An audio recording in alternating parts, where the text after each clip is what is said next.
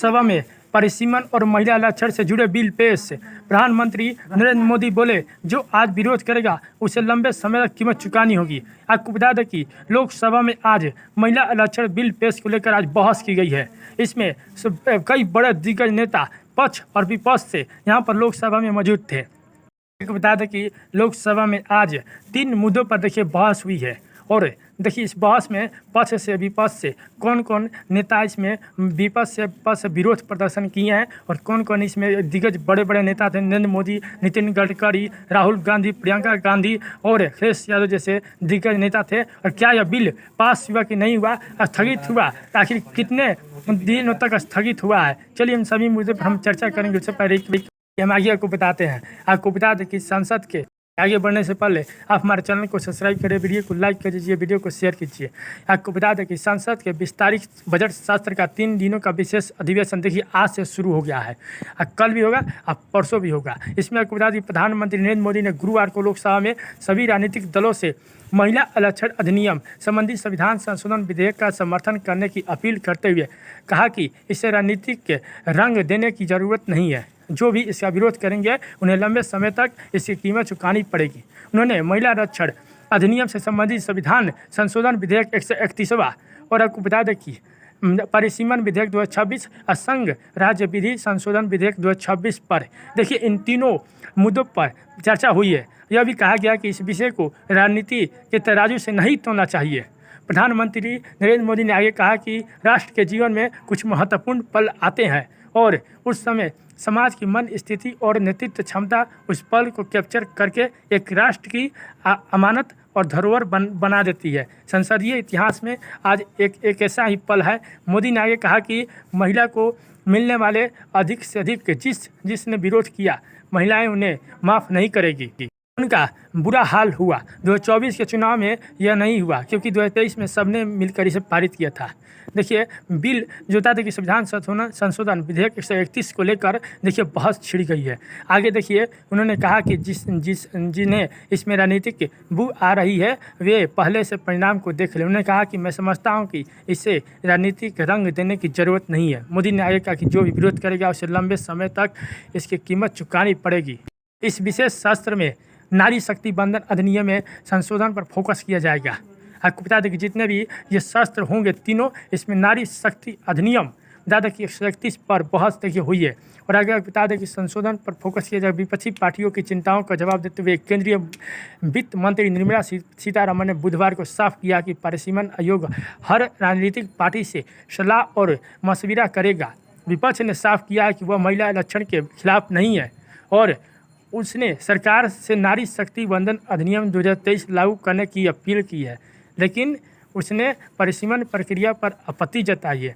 देखिए आपको बता दें कि नारी शक्ति अधिनियम को लेकर इन्होंने विपक्ष ने कुछ सवाल नहीं किया है, लेकिन परिसीमन प्रक्रिया पर उन्होंने आपत्ति जताया है। कहा है कि विपक्ष का मानना है कि इस प्रक्रिया से लोकसभा में दक्षिणी और पूर्वोत्तर राज्यों का प्रतिनिधित्व कमजोर करेगा। आपको बता दें कि आगे प्रधानमंत्री नरेंद्र मोदी ने कहा कि मैं किसी भी बिल का क्रेडिट नहीं लेना चाहता। बिल पारित हुआ तो सभी की तस्वीर छपवाऊंगा। इसका देखिए आगे इसका अगर विरोध करेंगे तो राजनीतिक लाभ मुझे होगा, लेकिन साथ चलेंगे तो किसी को भी नहीं होगा। हमें क्रेडिट नहीं चाहिए। जैसे ही यह पारित हो जाएगा मैं एक विज्ञापन छपाने के लिए तैयार हूँ। आप सभी को धन्यवाद दूंगा। मैं सभी की तस्वीरें भी छपवाऊँगा। आपको क्रेडिट लेने की परवाह है, क्रेडिट ले, मैं आपको क्रेडिट का ब्लैक चेक देने के लिए तैयार हूँ। आगे को बता दें कि नरेंद्र मोदी ने कहा कि यह महिलाओं का अधिकार है। हमने इसे कई दशकों तक रोक रखा था। लोकसभा में महिला आरक्षण और परिसीमन पर बोलते हुए प्रधानमंत्री नरेंद्र मोदी ने कहा कि मैं सदन के सभी सदस्यों से अभी कहना चाहता हूं कि हमें किसी भी भ्रम या अहंकार में नहीं जीना चाहिए। मैं अब शब्द का प्रयोग कर रहा हूं। मैं और आपके संदर्भ में नहीं बोल रहा हूं। हमें इस भ्रम में नहीं जीना चाहिए कि हम देश की नारी शक्ति को कुछ दे रहे हैं। यह उनका अधिकार है। हमने इसे कई दशकों तक रोक रखा है और आज हमारे पास इस पाप से मुक्त होने का अवसर है। देखिए नरेंद्र मोदी ने साफ साफ कह दिया कि जो भी हम अधिकार दे रहे हैं यह उनका महिलाओं का सर्वोपरि अधिकार है। हम उनको कुछ दे नहीं रही है, उनका यह अधिकार है। आगे बता दें कि नरेंद्र मोदी ने कहा कि भेदभाव नहीं होगा, यह मेरी गारंटी है। लोकसभा में महिला आरक्षण और परिसीमन पर प्रधानमंत्री नरेंद्र मोदी ने बोलते हुए कहा कि यह गारंटी शब्द की आवश्यकता हो तो मैं गारंटी शब्द का प्रयोग करता हूँ। यदि आप किसी वादे की बात करते हैं तो मैं वादा शब्द का प्रयोग करता हूँ। यदि तमिल में इससे बेहतर कोई शब्द है तो मैं इसका प्रयोग करने के लिए तैयार हूँ। इरादा स्पष्ट है कि हमें शब्दों के साथ खिलवाड़ करने की आवश्यकता नहीं है। हमारी आगे मोदी ने कहा कि हमारी नीयत साफ है, इसमें खोट नहीं है। उन्हें नारी माफ़ नहीं करेगी। लोकसभा में महिला आरक्षण और परिसीमन पर बोलते हुए प्रधानमंत्री मोदी ने कहा कि हमारी नीयत की खोट देश की नारी शक्ति कभी माफ़ नहीं करेगी। मैं आज आप सभी से अपील करने आया हूं कि इसे राजनीतिक तराजू पर न तोले। आज पूरा देश विशेषकर नारी शक्ति और हमारे फैसलों को जरूर देखेगी, लेकिन फैसला से कहीं ज़्यादा हमारी मानसा को भी देखेगी। चलिए आगे हम आपको बताते हैं। देखिए, समय की मांग देश की 50% आबादी नीति निर्माण में भागीदार बने। 21वीं सदी में भारत नए आत्मविश्वास के साथ आगे बढ़ रहा है। नरेंद्र मोदी ने आगे कहा कि आज हम सभी विश्व में भारत के स्वीकार को महसूस कर रहे हैं। यह हमें सभी के लिए गर्व का एक क्षण है। विकसित भारत का अर्थ केवल रेलवे, सड़कें, बुनियादी ढांचा या आर्थिक प्रगति के आंकड़े नहीं है। हम विकसित भारत की एक ऐसी सीमित सोच रखने वाले लोग नहीं है। हम एक ऐसा विकसित भारत बनाना चाहते हैं जहाँ नीति निर्माण में सबका साथ सबका विकास का मंत्र सही मायने में समाहित हो। यह समय की मांग है, देश की 50% की आबादी नीति निर्माण में भागीदार बने। आगे बताते हैं, कांग्रेस नेता शशि थरूर ने क्या कहा है। देखिए, शशि थरूर ने कहा कि महिला आरक्षण बिल पर देखिए सरकार की एक योजना है जिसके तहत वे चुनाव क्षेत्र का फिर से सीमांकन करेंगे और उन इलाकों में सीटों का संख्या बढ़ाएंगे जहां सत्ताधारी पार्टी मजबूत है। वे इस बदलाव को लाने के लिए महिला आरक्षण को एक बहाने के तौर पर इस्तेमाल कर रहे हैं। इसके लिए उन संवैधानिक संशोधनों में बदलाव करने की कोशिश करें जिन्हें 2023 में ही ला चुके हैं।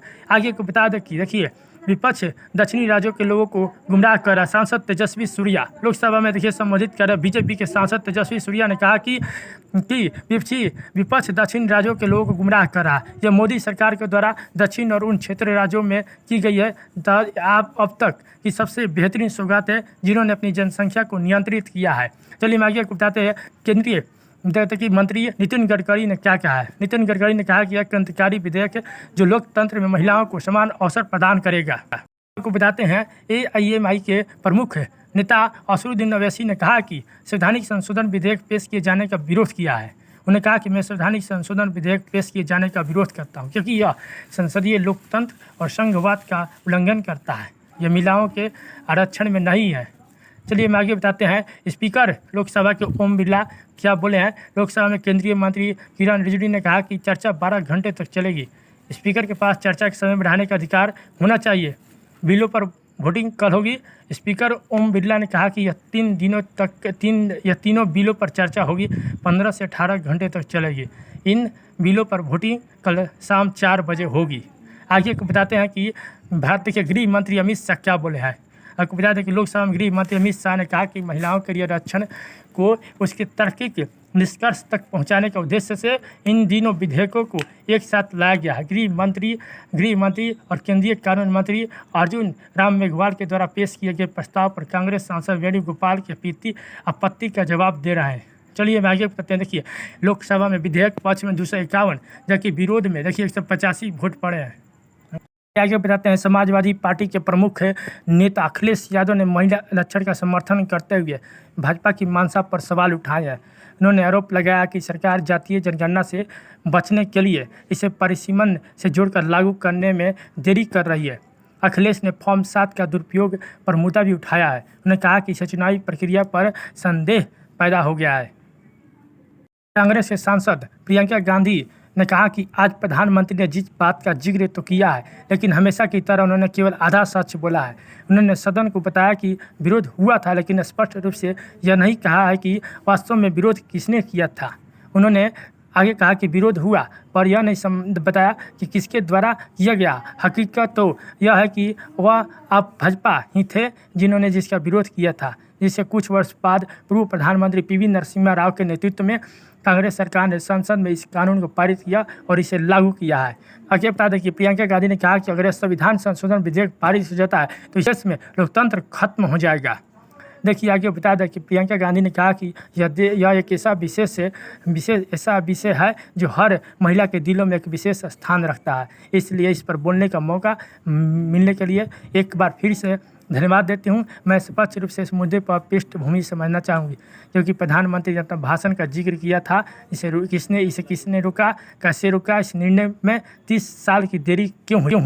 सत्ता पक्ष के मेरे साथियों को शायद यह पसंद ना आए, लेकिन ऐतिहासिक पृष्ठभूमि यह कि इसकी नींव उस नेहरू ने रखी थी जिसका आप अक्सर विरोध करते हैं। ये नेहरू नहीं है जिन्हें लेकर आप संकोच करते हैं। यह उनके पिता मोतीलाल नेहरू थे जिन्होंने 1928 में एक रिपोर्ट तैयार की थी और उसे कांग्रेस कार्य समिति को सौंपा था। वह उस समिति के उस समय अध्यक्ष थे। उन्होंने केवल 19 मौलिक अधिकारों को सूचीबद्ध किया था। किसे देखिए आगे उन्होंने कहा कि आज प्रधानमंत्री ने उन्होंने कहा कि सहज भाव से कुछ वर्गों की चिंताओं को बाद में संबोधित किया। वह किन वर्गों की बात करें, वह ओबीसी समुदाय के बारे में बात करें। यह कहते हुए इसे बाद में देखा जा रहा है, इसे हल्के में नहीं लिया जा रहा है। यह समाज के एक बड़े वर्ग और उनकी कड़ी मेहनत और उनके लंबे संघर्ष का प्रतिनिधित्व करता है और इसे तकनीकी मुद्दा बताकर उन्होंने इस मामले से पल्ला झाड़ने की कोशिश की है। इससे उनकी मांगों को उठा रहे हैं। देखिए प्रियंका गांधी कहना कि अगर यह लोकतंत्र पारित हो गया तो महिलाओं के अधिकार खत्म हो जाएंगे। देखिए अब इसके लिए लगातार अभी कल भी बहस होगा, परसों भी देखिए बहस हो सकती है, क्योंकि 3 दिन का यह सत्र होगा। आगे बता दें कि प्रियंका गांधी ने कहा कि यह कह रहे हैं कि वे भर अपने उचित हिस्से का हकदार है, लेकिन प्रधानमंत्री ने इसे महज एक तकनीकी मुद्दा बताकर उन्होंने इस मामले को पलट झाड़ने की कोशिश की। उन्होंने कहा कि इस मुद्दा को उठाकर उनकी ज़रूरत को उजागर कर रहे हैं। यह कह रहे हैं कि वे सभी अपने उचित हिस्से के हकदार है, लेकिन प्रधानमंत्री ने इसे महज एक तकनीकी मुद्दे तक सीमित कर दिया है। देखिए यही प्रियंका गांधी ने सवाल उठाया है, जो देखिए प्रधानमंत्री मोदी का कहना है कि सबको अपना पूरा अधिकार मिलना चाहिए, लेकिन विपक्ष ने सवाल उठाया कि जो दक्षिण भारत के जो कई राज्य हैं उनके लिए उनके खिलाफ यह पे गलत कर रहे हैं, सबको उतना अधिकार नहीं मिला। अगर ये बिल पारित हो गया तो महिलाओं के लिए देखिए बहुत एक बड़ा एक तरह से झटका होगा। आपको बता दें कि आज बहस देखिए आज तो ख़त्म हो गया, लेकिन अभी पूरी तरह से ये बहस ख़त्म नहीं हुई है। राज्यसभा की जो कार्यकाल कल तक देखिए स्थगित कर दिया गया है, यानी कि 17 अप्रैल को सुबह फिर 11 बजे से फिर से देखिए शुरू हो जाएगा और 11 बजे से शुरू होगा 17 अप्रैल को। कल फिर बहस शुरू होगा इसी 3 मुद्दे पर, संविधान संशोधन विधेयक, महिला नारी शक्ति बंधन अधिनियम 131 पर फिर से देखिए बहस शुरू होगा कल। इसलिए हमारे चैनल को सब्सक्राइब करके रखिएगा, वीडियो को लाइक कर दीजिएगा, वीडियो को शेयर कीजिए। आपको पल पल से चुनाव के या कोई भी भारत के कितने भी जो भी न्यूज़ आपको देते रहेंगे हम।